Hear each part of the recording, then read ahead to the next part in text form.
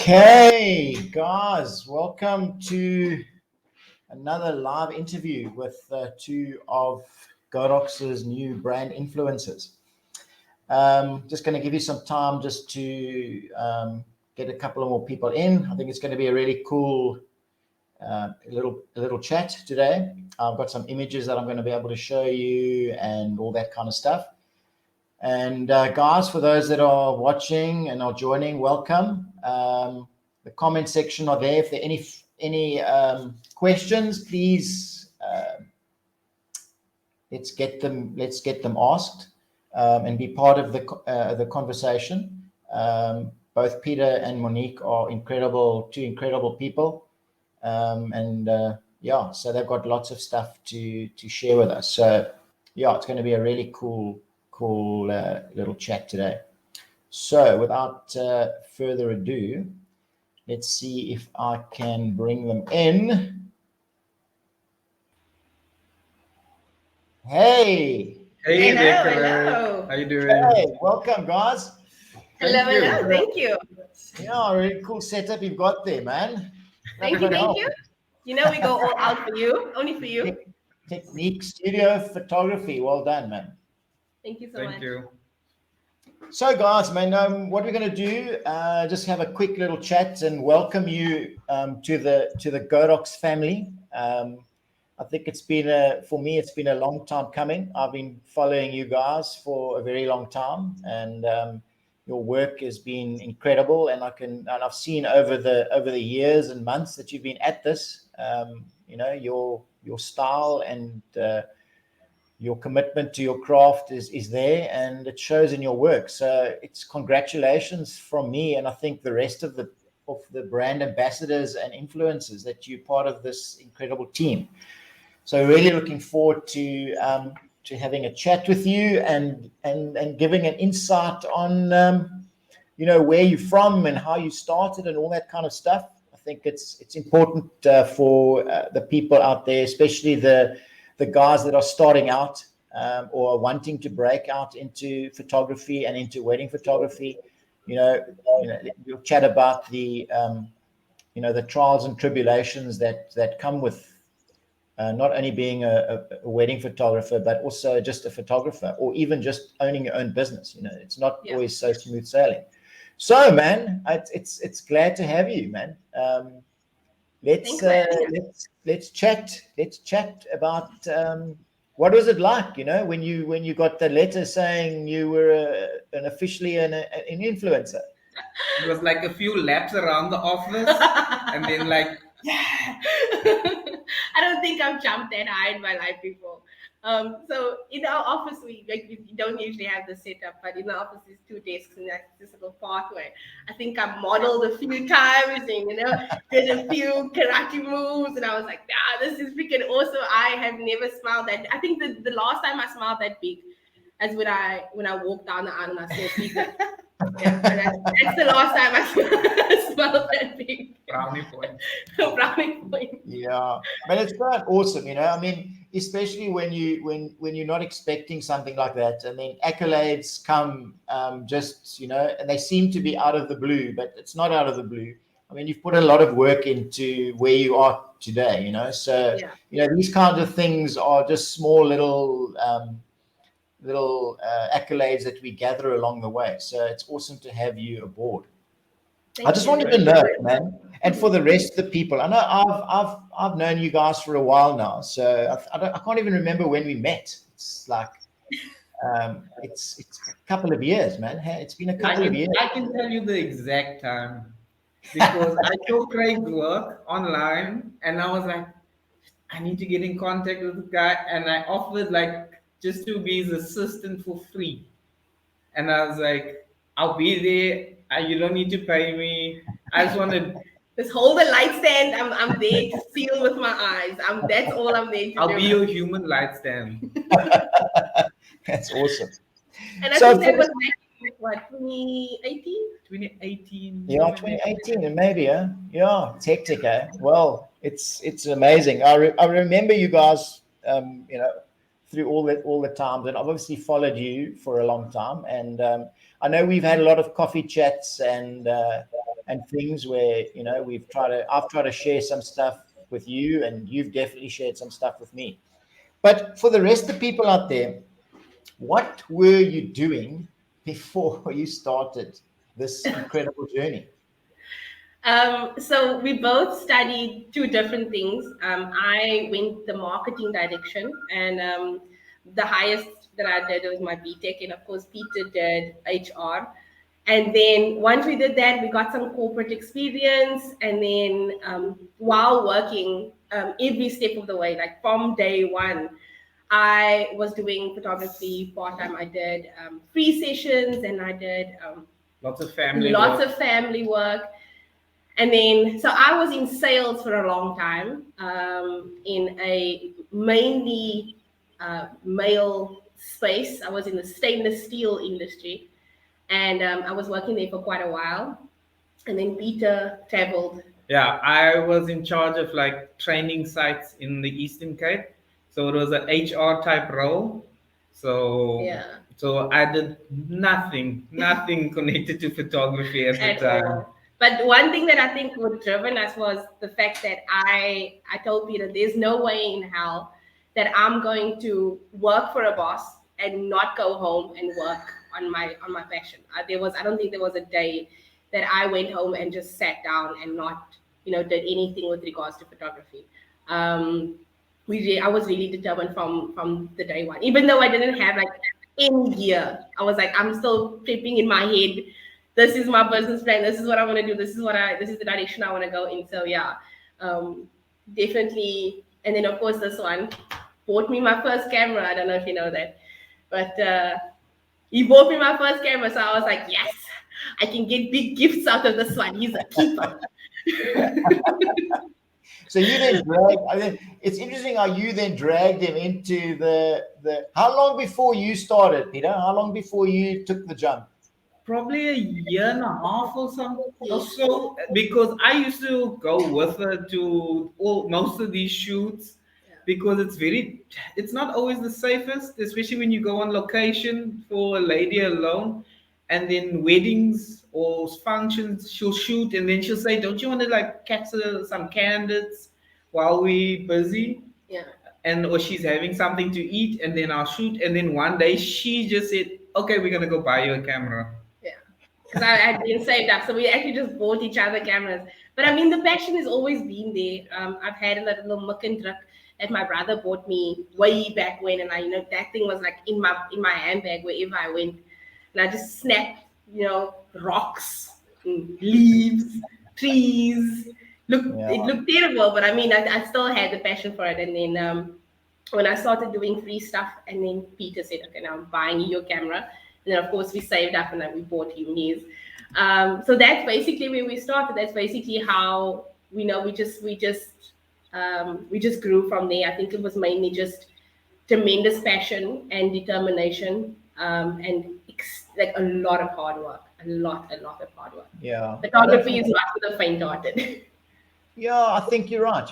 But really, also like anything that you're wanting to break out and do for yourself, it's in the creative field, so it is very scary. But it's interesting to listen and to hear everybody's story, because people sometimes think that you just kind of one day you're in a corporate and the next day you're a successful wedding photographer. No. You're not. There's lots of little things in that journey that sometimes almost makes you start to wonder whether you are have you done the right thing even, you know what I mean? There's that little thing that sits on your shoulder to say, well, is this ever going to end? And am I ever going to make any money? And, am I going to survive, Yeah. And then there's the other shoulder that says, keep going. Sometimes the one shoulder wins, and a lot of people drop out, but we need to, it's very important for us to know that it doesn't come easy. It's a flipping hard slog. I mean, it's a scary thing. I mean, for me, it was very scary because I'm with you guys. I was in the corporate world. Also I was with BMW South Africa, and so it was very, very controlled, and you knew every day where you were going and what was happening, and it was flipping awesome. But then you drop out, and then you into this this wide world of like what's gonna happen. So it's Yeah. very, I'm sure it was very, very scary for you. Yes, Yes. no, definitely. It was extremely scary because the reason why I studied marketing is simply because with photography, because that was always my end goal. I wanted to do photography, and with that in mind, I told myself that to be a creative comes with passion, but the business side of it is also extremely important. So I wanted to rather focus on getting my degree in some form of business field so that I have that background. And then of course, if all else fails, I've got something to fall back on. But I was so determined, and I said to myself, well, at least now I have a marketing background, and Peter, of course, has a corporate background as well. And being able to work in an environment, especially the corporate environment, where you are faced with challenges every day, where you get to experience how to solve disputes or just work with people all the time. It definitely did assist us when we actually took the leap of faith and we went into our own business.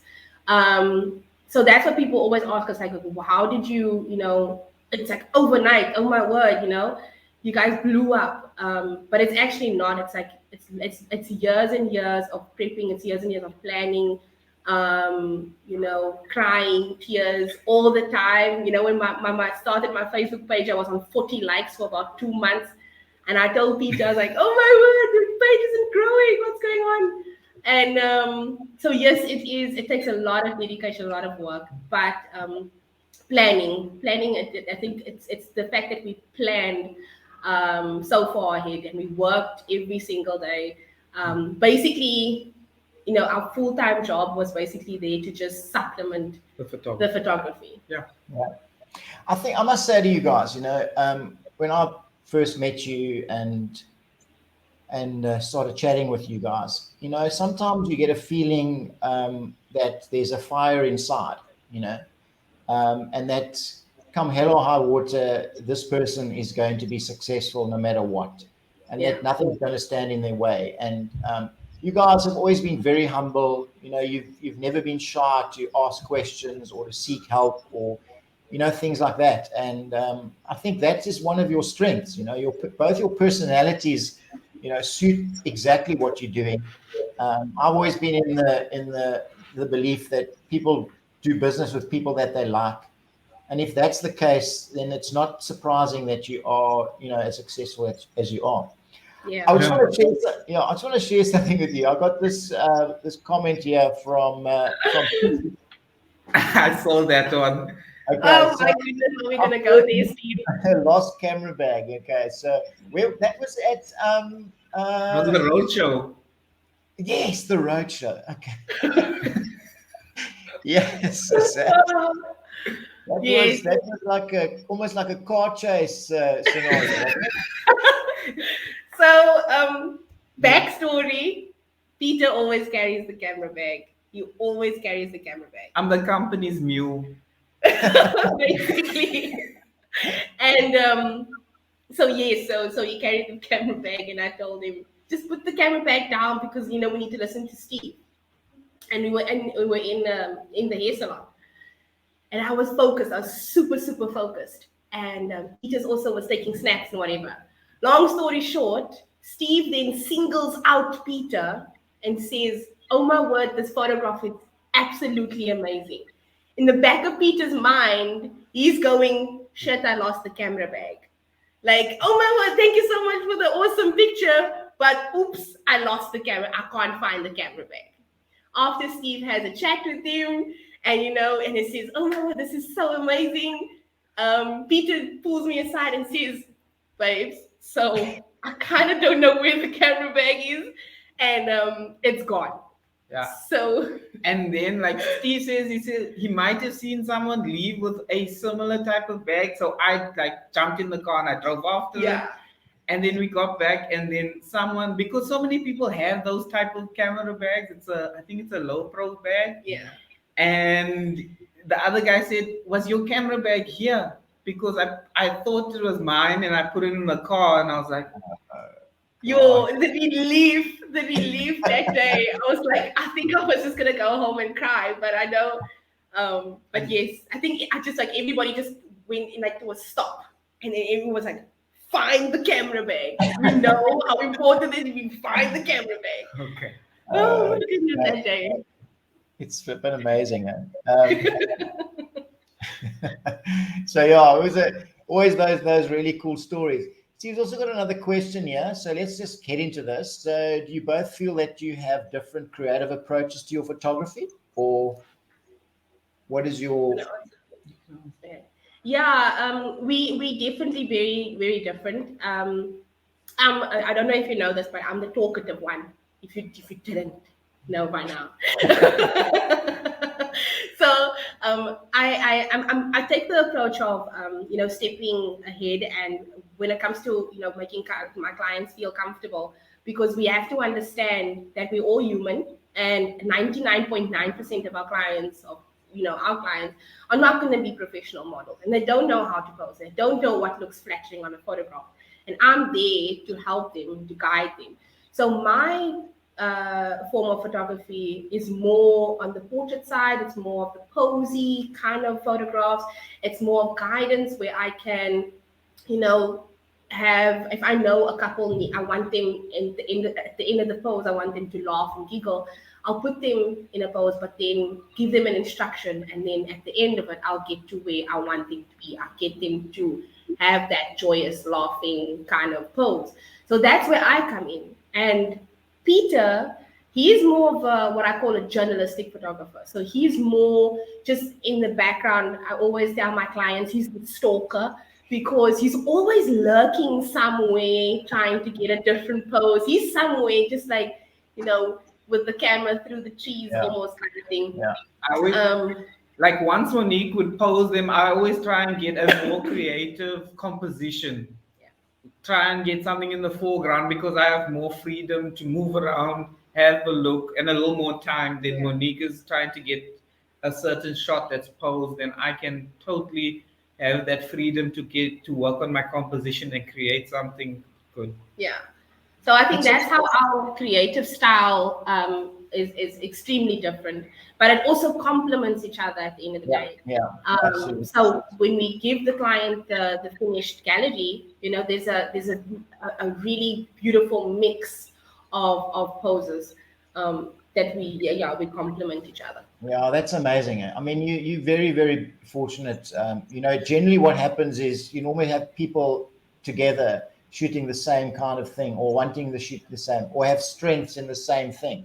But it looks like, you've got very different styles and a very different way of looking at things. And then it complements. You're absolutely right, I mean, when I don't shoot a lot of weddings, but I end up having to do both of your jobs. Yes. Camera, I'm trying to shoot Monique stuff, and get all that stuff done. And I'm also on the side trying to shoot Peter's stuff. You know what I mean? Yes. So I've got this mixed thing going all the time. Whereas with the two of you, what an awesome combination where one can focus on the other one and all that kind of stuff. So that's awesome. It's not always fantastic working with this guy, because he's so strong-willed. Oh my goodness. Oh my goodness. He's got a personality that can overpower. But again, it comes with a lot of respect, and also being able to say, we need to be able to separate work and family life. So the fight or disagreement we have during a photo shoot is not going to go home, and the home or the fight or disagreement is not going to go to a photo shoot. So it's really, really important to understand that. I'm reading Steve's comment there that says, so then who's the boss on set? Oh my goodness. And Steve, Monique is the boss. No. Monique is the boss, but it also it allows us. We've always found out that one set, like that one direction of communication with her and the client, allows me that freedom to move around and not have to focus, I need to direct the couple, or I need to do something, and I can focus on getting a different shot. Yeah, and it's also important to not have your client feel extremely overwhelmed, because having two people talking at the same time, or I'm giving an instruction and Peter has a different opinion, it's extremely important to have, one line of communication with the couple, so that we can, have fluent communication. But if we talk in technical terms, he pays my salary. So he's the boss. But yeah. I like that. That's very, very cool. So let me ask you another question that I've got here. So if we look at, where was that point? Can you remember that point from, Monique, the day you gave up your real job? Oh, really? Really? Yeah. My real job. No, that was my dad's little thing. It's your real job. So from that point, at what point, how long did it take you before you felt kind of not, when you started to feel, okay, this is something that's going to take me further, and I can really start relying on this business going forward? So I'm not saying that you become fully comfortable, because I don't think we ever are, and I think that's a good thing, that we're never comfortable from where we are. But there's a point in time where you think, okay, we can go with this. Yeah. I think it was up to Peter. Peter actually told me, babe, so I've had a look at everything, and you can come home. You know, I think at that time we had about 6 months worth of good, planned sessions. There was a fantastic foreseeable income. And at that point, it was like almost like your main or your real job is getting in the way, because it's stopping me from accepting more bookings. It's stopping me from having meetings during the day when it's comfortable for my clients. It was genuinely just getting in the way. So when Peter said, "Hey babes, I think it's good that you can come home," I think we sat for about a good 3-4 days talking about it, and then going over everything. And I said, okay, I'm doing this. I resigned. And the day that I stepped out of my real job, you have no idea, but I was so scared. I was like, oh my word, how am I going to, I still have, bills to pay and everything. But it's just weird how it works. And since I stepped out of it, and I've got so much more time, I was way more relaxed. I was in a position where I can, reply to emails more smoothly. I can pay more attention to my social media. I can go the extra mile to meet with my clients. And I was able to take on more bookings. And when I started doing that, and also I was able to do more of what I wanted to do, like style sessions, set up my own photo shoots and stuff. So that really, it took a while, I think, in its totality, to get genuinely comfortable, as in, okay, there's a flow of inquiries, there's a flow of bookings. I think it was like a full-on year where we actually started, okay, no, we're getting into a flow. But like you said, there's absolutely no, at no point. Remember, I left my job in 2019, which was like a year prior to a pandemic.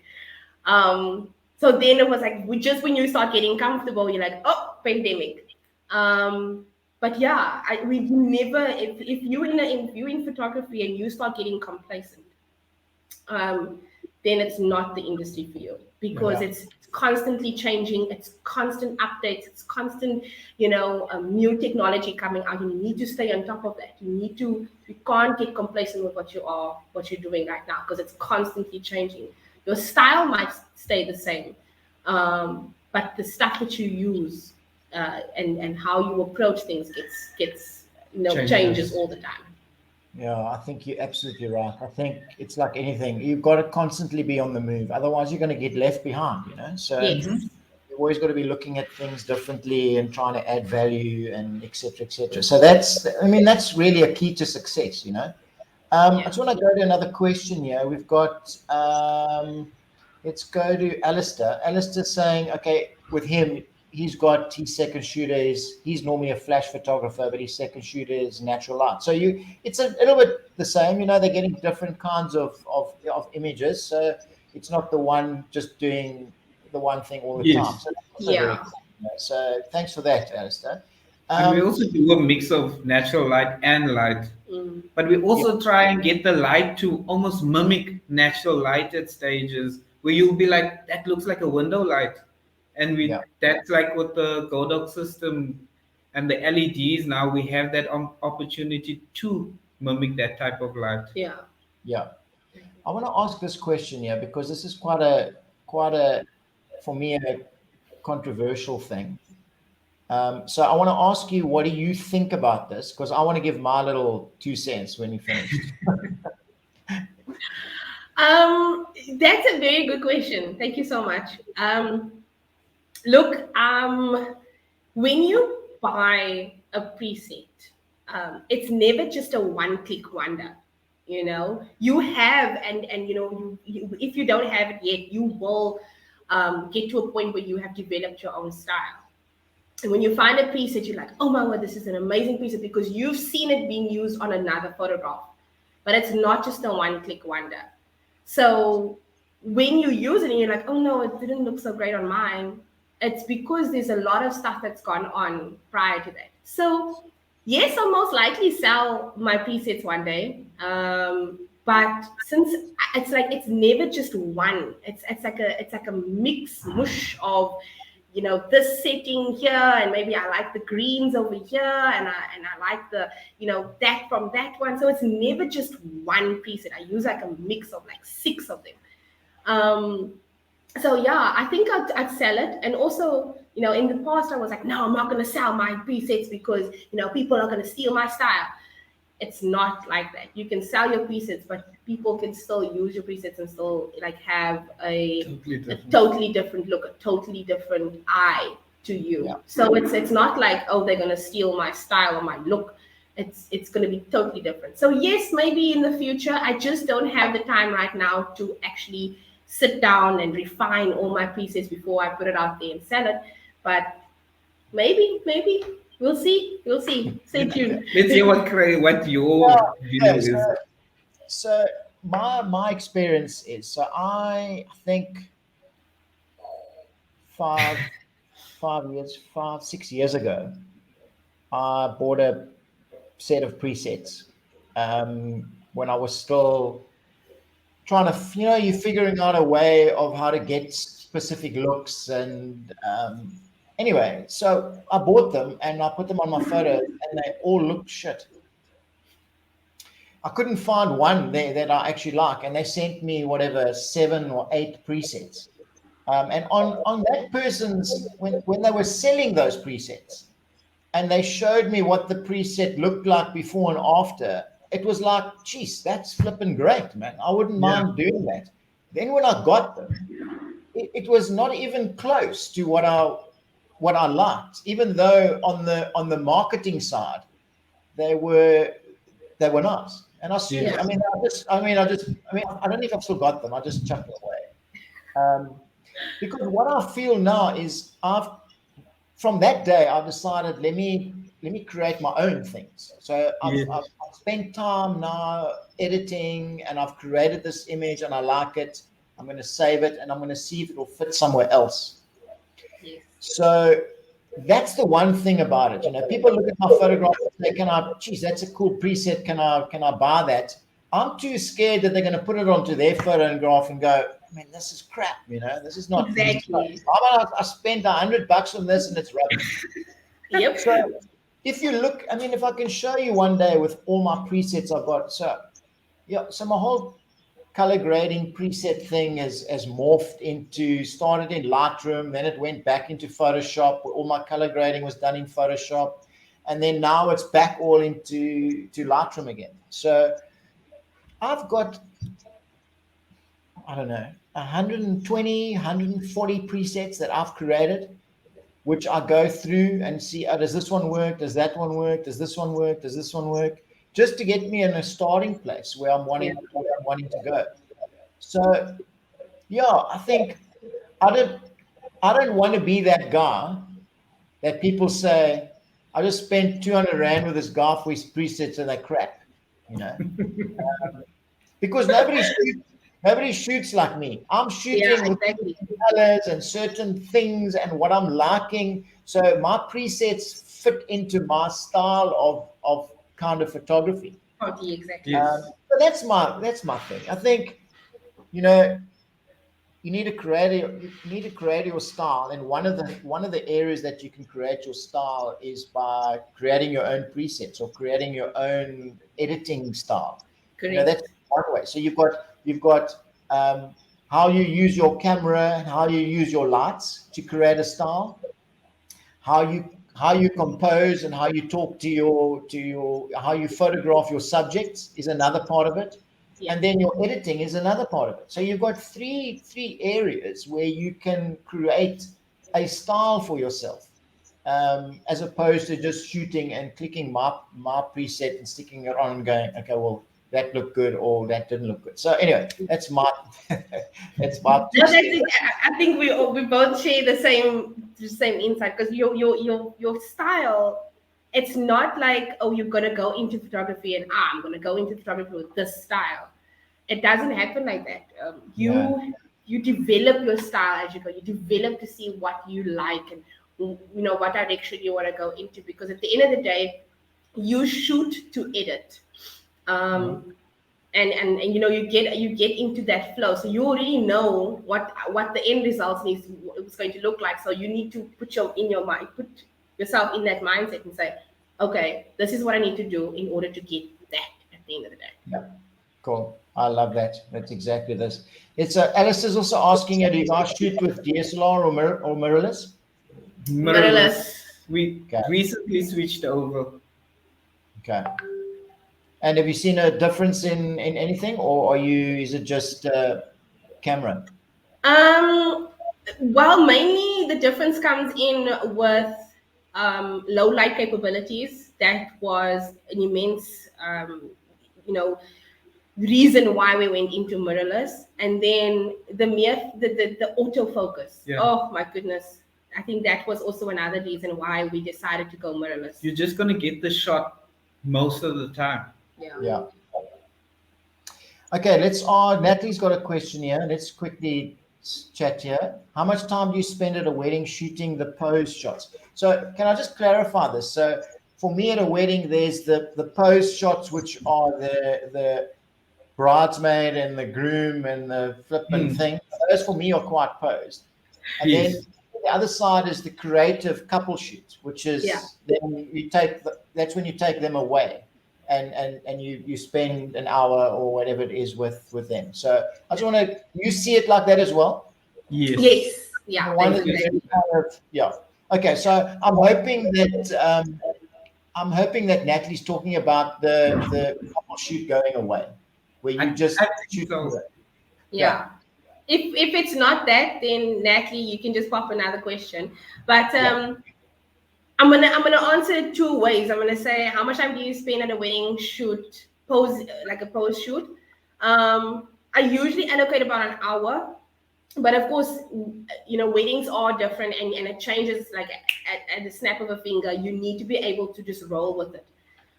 There's a lot of moving components on a wedding day, and unfortunately, if you have set out an hour and your hour unfortunately is now no longer an hour, you still need to make it work.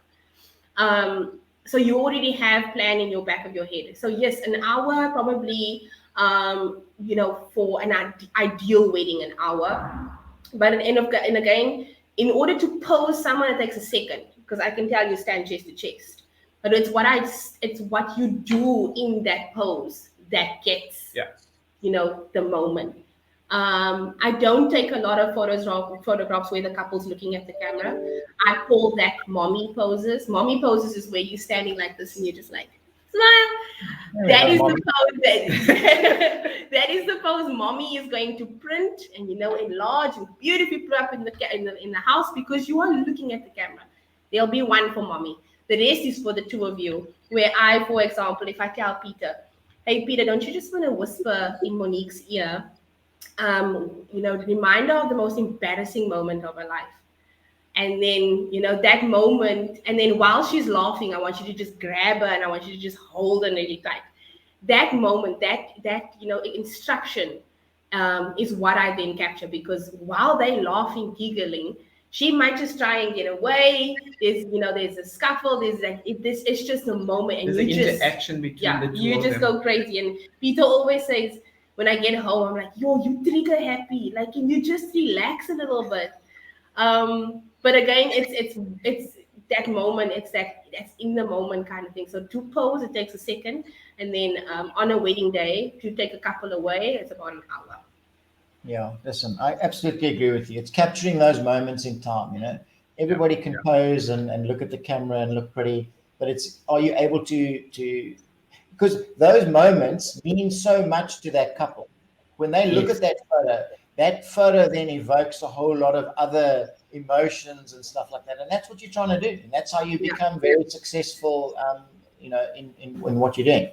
So And it takes a lot of education also. So it's not just, oh, we meet on the wedding day. It's meeting prior to the wedding day. It is, getting comfortable with each other, being able to open up to the client so they are able to open up. It's genuinely showing interest to the client to say, I've got your best interest at heart.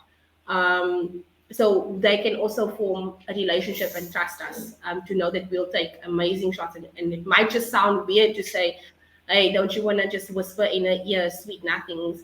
It might be weird, but trust us to know that we'll get the instruction that we give you.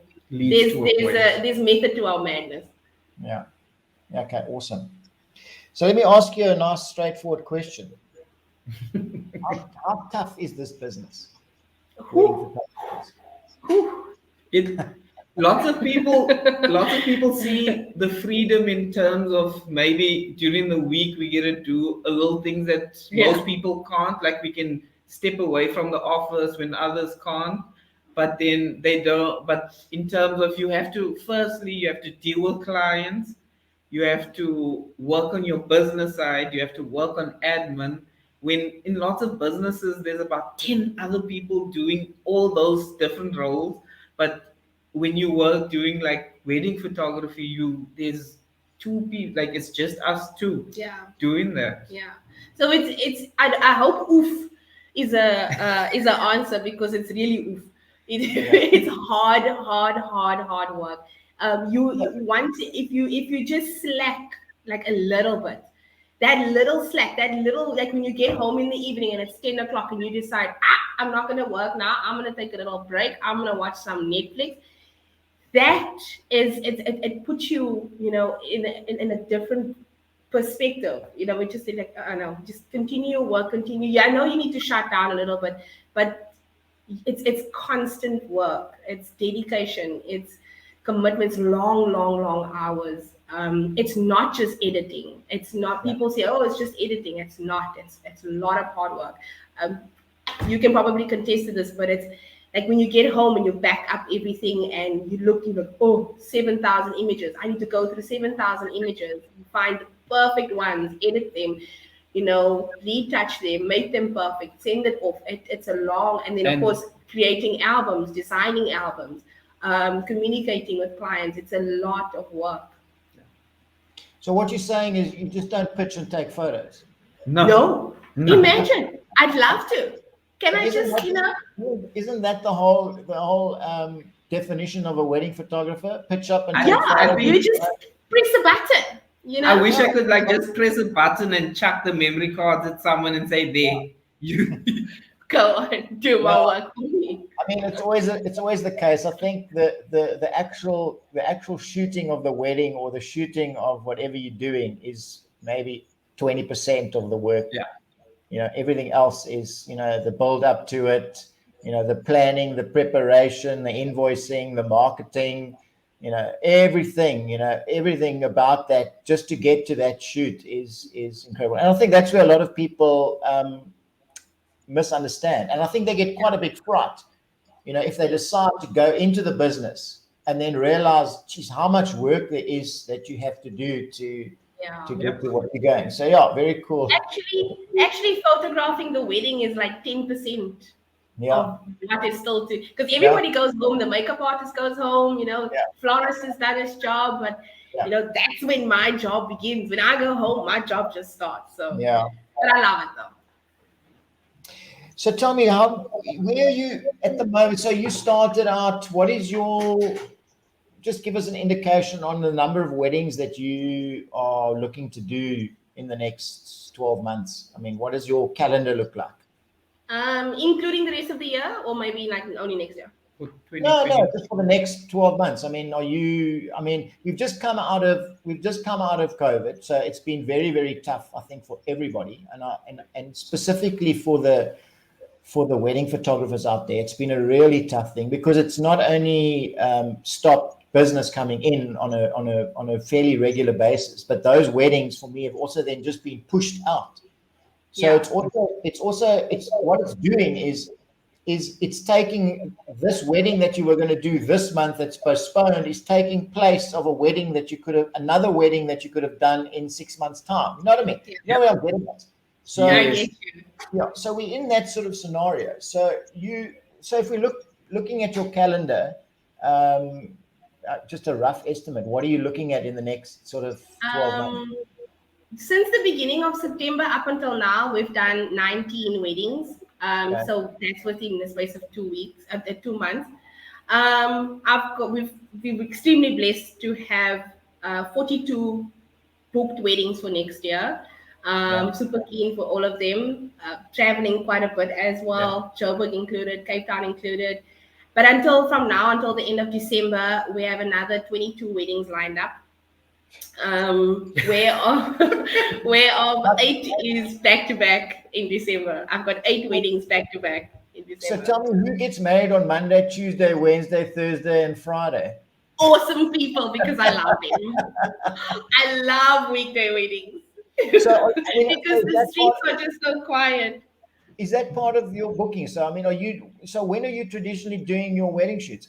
Like any day? But I mean, there's not enough Sundays and Sundays and Yeah. Saturdays Yeah. for you to So shoot 40 like a weddings. lot of people are actually heading out to do Tuesday, Monday weddings, which is like epic because the streets are quiet. You can drive wherever. There's no traffic or whatever. But majority of our weddings are still Saturday, Sunday. That's still the majority of them, and of course Fridays are becoming popular now as well. The weddings we had in September, that was also back to back. We had 2 weekends where we had 4 weddings, and then the next weekend we had 3. That was a Friday, Saturday, Sunday, and then the weekend prior to that was Thursday, Friday, Saturday, Sunday. And of course, the dates that go the fastest is the weekends with the long weekend. So those days go like it's gone. Yeah. Jeez, I mean, that's incredible. That's flipping awesome. So, I mean, so there's lots of behind the scenes. I mean, to get 4 weddings out or 3 weddings out on a weekend, it's a mammoth task. I mean, This and is tell me, I think we should start getting sponsored. Can I put that out there? tell me, and let me ask you this: what is the average waiting time for your bride to get her pictures? Full gallery should be taking about 12 weeks. And then of course after that we design albums and we send that out to a client. So it's about 12 weeks that they should wait for the full gallery. That excludes previews. But again, Peter always says, "Oh, you're so trigger happy." I quote a client, 500 photos, but at the end of the day, I give them like over 1,000 because I just feel like those are your memories, those are everything. So I'd rather just spend the extra 2-3 hours editing, 500 extra photos and share those memories with you rather than me keeping them back just because I told you I'm going to give you 500 images. So that's why sometimes it takes a little longer, but 12 weeks. Yeah, cool, man. We've got one here quickly. I know we've answered this, but we can just quickly look back at it. Have you ever thought of outsourcing your editing? Find it a bit difficult as I have my own style? And I think yes. I mean, I'm not at that place either. I'm not wanting to give my creative editing style away to somebody else. And then hopefully it's going to come back. So yeah, I think I'm with you there. Let's have a look here. We've got Luit, also one of the new appointed brand influencers. So it's awesome to have him on board. Welcome. Also a really cool, awesome wedding photographer. Do you find that Yes, couples are expecting more than before from you, or I is it?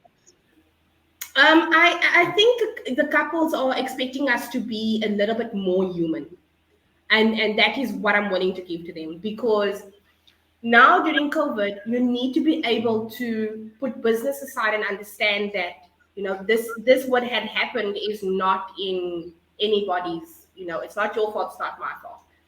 But it also comes with understanding from both sides. I can control what I can control, and you can control what you can control, but it takes a lot of communication. So in that perspective, I think it's still, like, you do your job. That's all we really expect from you. And then if push comes to shove, are you able to be human and assist us? Are you able to, say, like, there's nothing else for us to do? How can I depend on you just as much as we depend on each other? But Craig, I also feel like that also, it might feel like people are expecting more of you, but that's also the way that people see you put in so much, and they kind of appreciate that, because and that's what keeps you going through like all this lockdowns and stuff. People like, okay, I can rely on those people to complete my wedding. They'll be there no matter what, and they'll deliver a great service. And not create Be- extra stress. yeah. Yeah, it's incredible. I know some wedding photographers that shoot maybe a third or a quarter of what you guys shoot, and their lead time is like 6 to 8 months. So well done to you guys. I mean, Lurt's Thank also you. asking this. I mean, I know he's in the wedding industry, so the challenge is so many back to back. How do you keep the deadlines? I mean, it's just flipping hard work, eh? I mean, that's Yeah. what it is. That's it. It's long. There's nothing magic. It's just No. work. Yeah. It's just 2 long a.m. hours. It's working until 4 p.m. 4 a.m. in the morning, going to bed and waking up at 7. It is lots of Red Bull. It is lots of popcorn, lots of coffee. But it's genuinely just pushing. And just because we have, that's sort of another question I had from another client of mine. She said, well, just because you have 4 weddings in the weekend, will my wedding have less quality because you had 3 other weddings prior to mine? So I was No. like, oh no, not a chance. I put exactly the same amount of effort, time. I've got an eye for detail. That's why I wear multifocals, because I'm that blind. But yes, it takes a lot of time, dedication, and the fact that you love what you're doing plays a big role. Because if you don't put in the same effort and the same passion in each and every wedding, then there's something wrong. Yeah. Well, it's quite testament to the work that you do. And also it goes back to both of your personalities. What are you striving for? You in this and you committed to this. And I don't for 1 second think that you ever pick up your camera and give substandard work, even if you're dog tired or you just have. I think just having known you for all these years, you're just absolutely professional and can always count on awesome work. We've got, I want to show you this. I mean, yeah, we've got one of your clients, which is, look, man, flipping awesome. Is it Thank you so Shimone? much. Shimone. Shimone. Well, thank you, Shimone, for sharing this. It's always nice Thank to you, get Shimone. feedback from clients. And yeah, if you look at what they've done. So I think what I want to do is I want to quickly go through some of your work, man, or both of you. Yes. Just to show some of the photographs that I've picked out, and we can just quickly go and have a look, see. Let me just get rid of this one. Okay. So yeah, I mean, it's so captivating, I mean, this backlighting as well. It's quite awesome here. So where is this? So this is at the venue at Slipper Fields in PE, and you see that little space we had there. That is all we had. That is Because it it. was raining. It was raining outside, and the couple was happy with us. Yeah, I told her, "Are you're gonna allow us to be creative?" And she's like, "Yes. You do what you need to do." And I said, "Okay, great." and this is the shots, the shot we got. And I was like, we had about a half an hour, and I had to make this work. This is all we had. We couldn't leave to go to a hotel. We couldn't go anywhere else. That is it. And I was like, okay, cool. I've got my insurance on speed dial. I'm going out in the rain. And I was so happy that we took what we had and we just made it work. And the client was pretty happy with that as well. I think that's it. The ability to think on your feet and create something out of nothing is an art form, man. I mean, there's a lot of guys that a lot of photographers that struggle with that. Yeah. But seeing the photograph and then putting it into action and actually taking the photograph is awesome. Yeah. Let me have a look and see. Okay. Ooh. I really dig this photo. I mean, it's got so much feeling and the and everything about this is absolutely awesome. So there's a backstory to this as well. So it was raining prior to their ceremony, and when we went out for photographs, there was still some water droplets on the leaves, on the trees on the side over there. And I told them, all I need you guys to do is just stand and stare at each other. And on 3, I want you to close your eyes. And I had them stare at each other. And Peter already knew what he needed to do. And all he needed to do was shake that tree. And on 3, they had closed their eyes. So I said, 1, 2, 3, close your eyes. You shook the tree, and I shot the photograph. And then after that was like, oh my word, oh my goodness. And then I showed them the photograph, and they were so chuffed. They were so happy. They were like, can we do that again? There's another tree down the road. There's like, just down here, there's another one.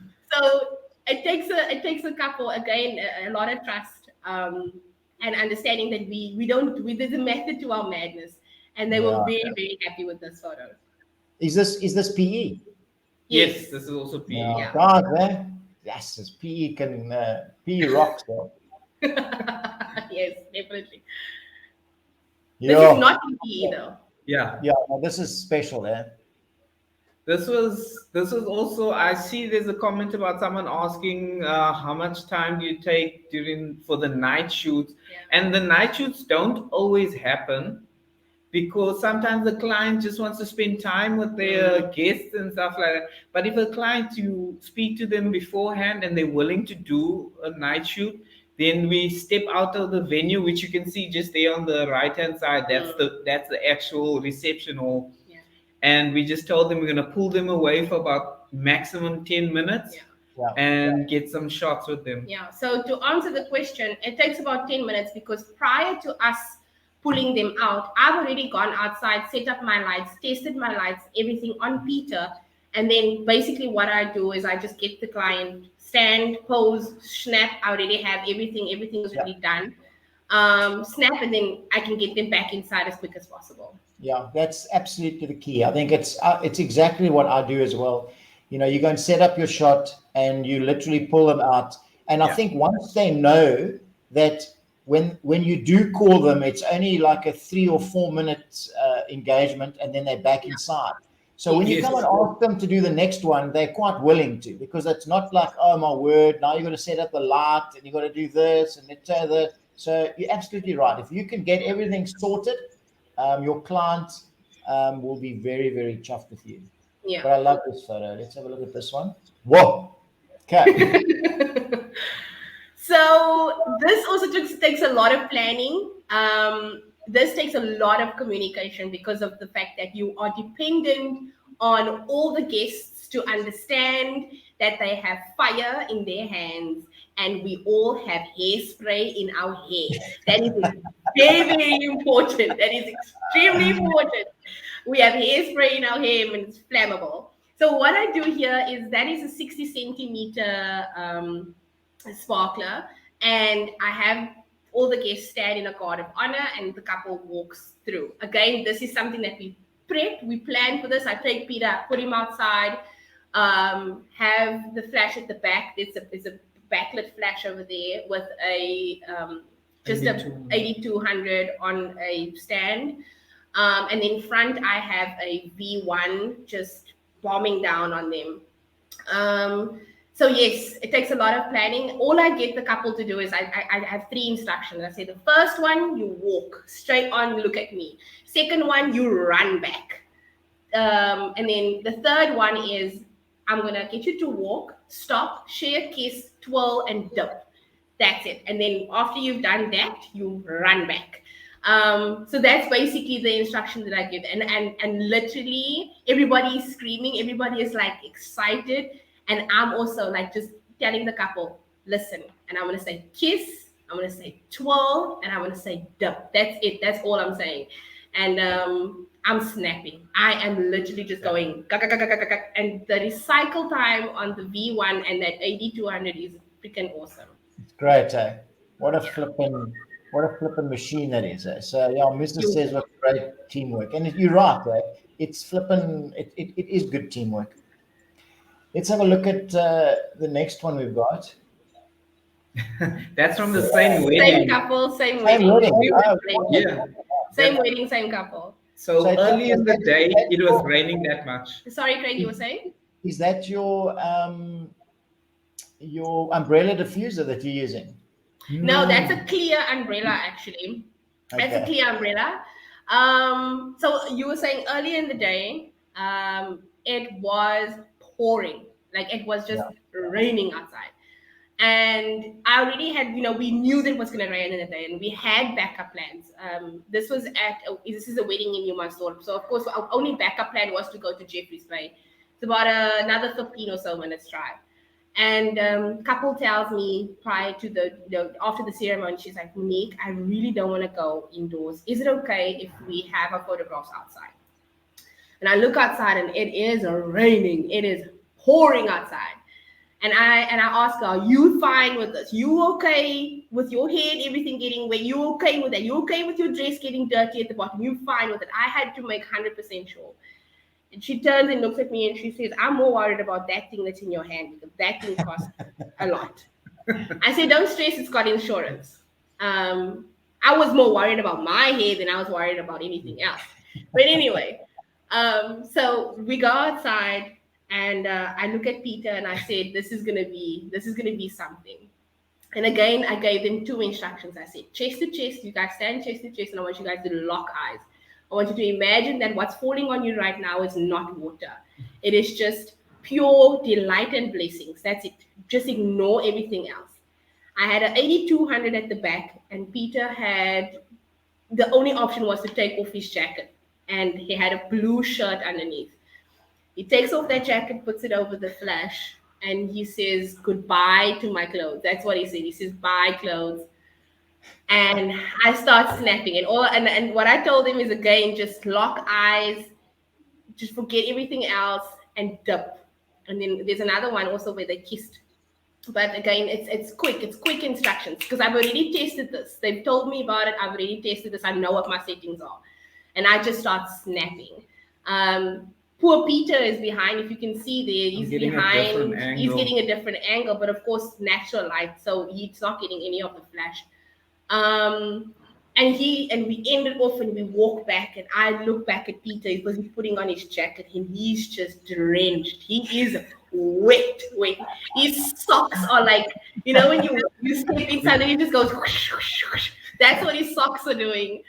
And I mean, this is just epic. I love this moment. I love just being able to capture it. I think this was again mirrorless at something crazy. I think this was like 10,000 ISO. Yeah. Wow.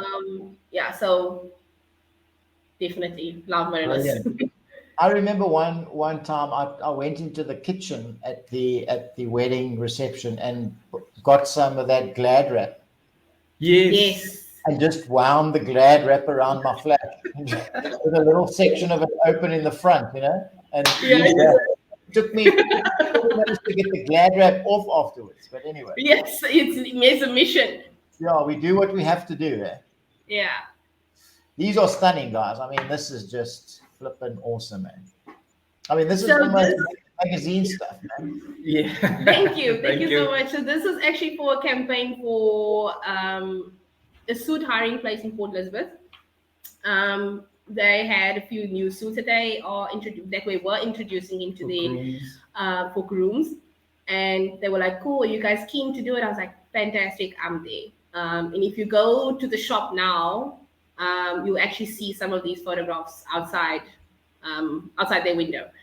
So yeah, very very excited to do. It was very excited. It was very daunting because it was my first time working with an octobox. I was used to like a square softbox. Yeah. But I was so happy with how this turned out. Let's just quickly ask this question here. What mirrorlesses are you guys using? So Sony A7 IIIs. Okay. Let's look at the next pick.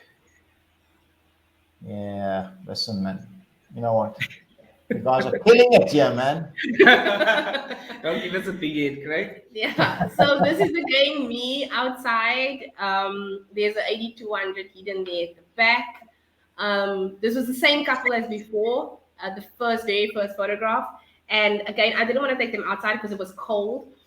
So I'd rather take that hit. I went outside and I shot through a window. And this shot actually happened by accident because I didn't want the flash to go off.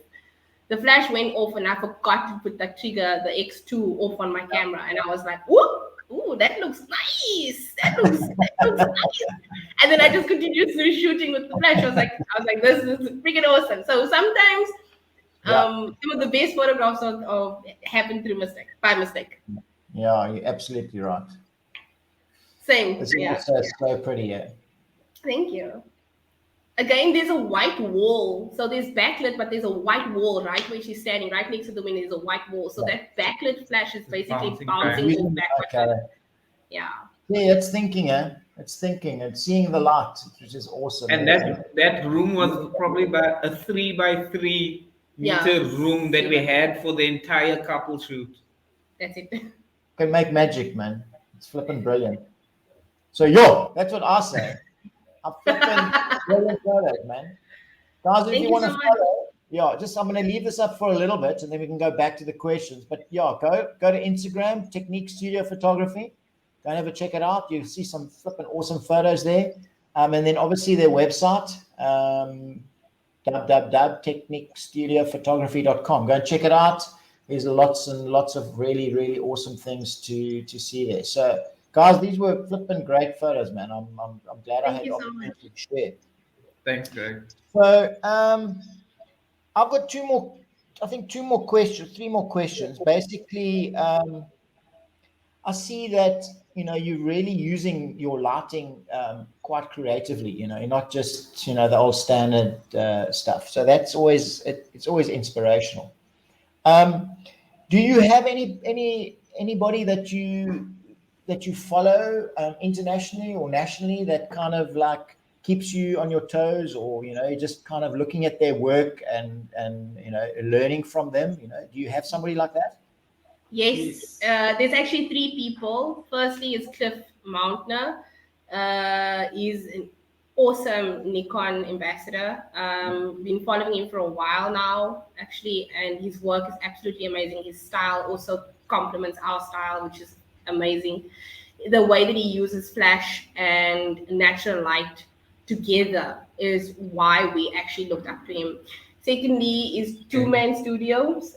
Peter has more, but I have two-man studios, Lenny and Man.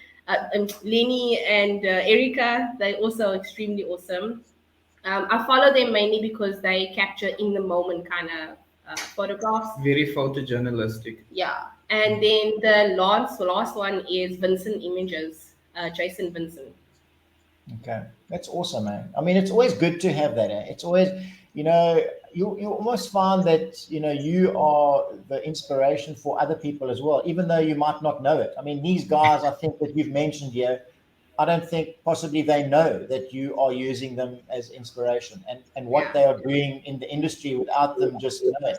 And I'm sure there are people out there that are doing the same thing to you, because when you look at your work, there's no doubt that there should be people that are getting inspired by you.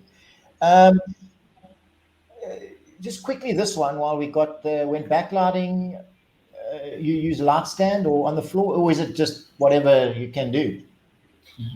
It's a normal light stand that has 3 legs at the bottom. It's a normal light stand. If I do get the bottom part of the light stand in the photograph, I usually just edit that out. Right. But yeah, it's usually on a light stand, on a S bracket, so that I can navigate where I want the light to hit. Okay. And then this one is, are you using prime or both primes and zooms? What's your Oh. favorite lenses? She's prime, Yeah. and then I would use. So she loves the 35 mil. She probably could shoot an entire wedding on the 35 mil prime 1.4. And then myself, I also like to be at a distance, so I love the 70 to 200. Yeah. Okay, that's cool. Okay, so that's it. What's next, guys? What's next? More weddings. Food, and more weddings. Editing. Yeah. So I mean, so you've shot now. Where have you shot in South Africa? Obviously PE, and then where else? So we were blessed to go to Cape Town quite a few times. Stellenbosch. Stellenbosch, but all around Cape Town. Thank you. Caledon, also beautiful, beautiful place. Johannesburg, we were there quite a few times. Shot at a beautiful location in Sandton. Where else have we been, love? And then like the garden route. Yeah, At the moment, it's mostly like garden blue route leading up to Cape Town. yeah. Right. If anybody wants to take us to Durban, 100%. I'll just have to sort out my hair because I know the humidity is I horrible. want to go there. to the Midlands. Don't want to go to the Midlands. So when is the international flight? When you're flying out to Dubai or one of those. Also, I don't know. Bahamas. The passports are waiting. When are you doing We that? can make a plan. We can make a plan. I mean, no, Christmas is around the corner, Craig. You wanna Renew your slide vows. me a little bit of a tip over there?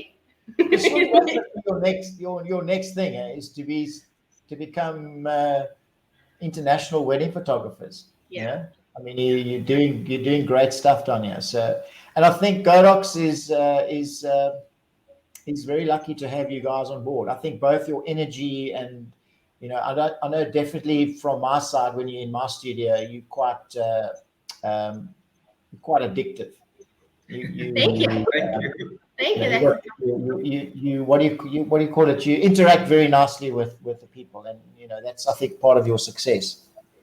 So my last question to you is, before we say goodbye, is what advice would you give somebody starting out who is now trying to get into this wedding industry? What is the one thing that you look back on and say, wow, I would like to share this with somebody? The one thing I'm going to say is, if you're starting your business during a pandemic, and you're trying to put it off because of the pandemic, you're just putting yourself in a more of a disadvantage, because now is the opportunity to educate yourself. You have the opportunity to, work part-time, do this part-time. That's perfectly fine. It just means that you need to be more dedicated. But the one thing I'm going to say is that get yourself somebody that you trust, that you can walk this path with you, like a mentor, somebody that you can speak to, you can interact with, you can ask any question, no matter how stupid, no matter how you might feel like, I have this camera, I don't know where to change the shutter speed. Can just fly something by them, because all we had was YouTube. We didn't know nothing. We didn't know anything. Remember, we had our degrees or something else, so we didn't have anything. But Eventually, we found Craig. yeah, we found Craig. Thank you, Craig. And Craig started getting irritated with all my WhatsApp messages. Like, how do I do this? How do I do that? But just having somebody like that is absolutely amazing, because they can guide you, they can help you, and then you take it further, because nobody can help you if you don't help yourself. And you don't need a lot of gear. You don't need all these fancy things. You don't need, expensive stuff. Start with what you have and make do with what you have until you get where you want to be, until you get that fancy flash. But right now, I'll start with this until I can get that. Make do with it, because that's the only way that you'll get ahead, is if you just start. You need to start. Now, if you're trying to tell yourself, no, it's a pandemic, you're just holding yourself back. Yeah. Great advice, guys. Very, very good advice. And I think it doesn't matter if you're going into the wedding industry or anything in any of the genres in photography. I think it's great advice that you just need to have that person, or somebody that's trust that you can chat to and get some good advice. So, man, this has been a flippin' awesome. I speak to you so much, but yet a cool conversation, and I've learned a little bit more about you, which is amazing. That's awesome. Thank you guys for giving up some of your time and chatting to us and letting me introduce you to the Godox family. Thank you so much. Thank you. Yeah, I really would encourage the guys watching is get onto these Instagram pages and get onto their website, go and have a look, follow them. Definitely, you're going to be inspired by these two. If you're ever in the area in Port Elizabeth or Eastern Cape, give them a ring, mates. They are awesome people to chat to and have a coffee with and just shoot the breeze. So once again, guys, thank you to Godox for allowing us to do this and introducing you. Stay tuned for more of these interviews coming down the line. It's always cool. So yeah, guys, thank you so much, man. Thank you for having us. Thank you so much. Yeah, man. So until I bump into you at Remos or one of those places, or pop into the studio and come and say hi. Definitely. Yeah, thank you very much, guys. And for everybody that joined and asked questions, thank you so much. It's great to have your support. Yes, definitely. Thank you so much. Thank you. Bye. Bye. Cheers, guys.